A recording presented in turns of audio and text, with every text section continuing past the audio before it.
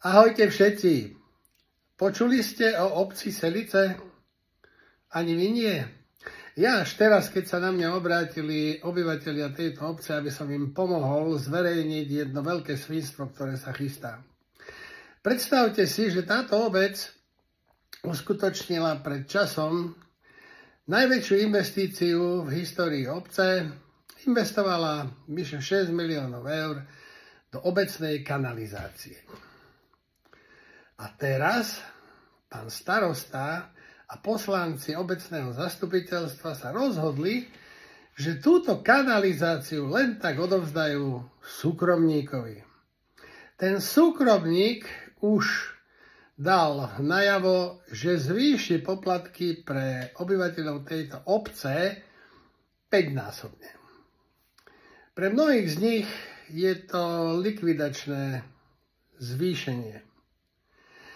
Chcem vás poprosiť, aby ste vyjadrili svoju solidaritu tejto obci najlepšie účasťou na zajtrajšom zasadnutí obecného zastupiteľstva, ktoré sa uskutoční v budove obecného úradu o 16.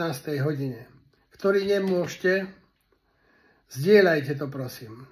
Chcem vás odkázať na jedno video, ktoré som zdieľal včera.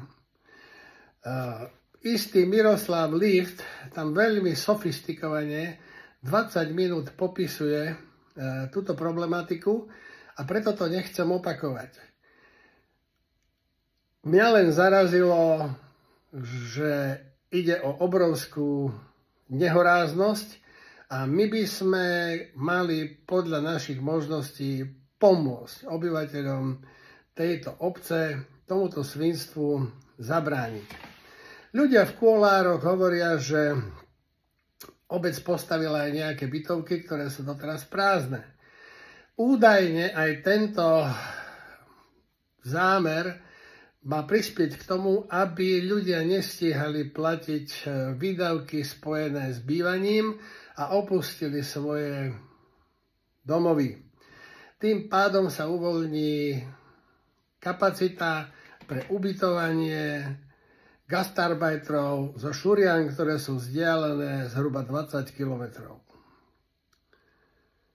Je to príšerné a opäť apelujem na akúsi empatiu, spolupatričnosť, lebo ak si povieme, že nás sa to netýka, lebo my sme zatiaľ v pohode, tak si uvedomme, že ak sa nás to dnes netýka, zajtra sa nás to môže týkať.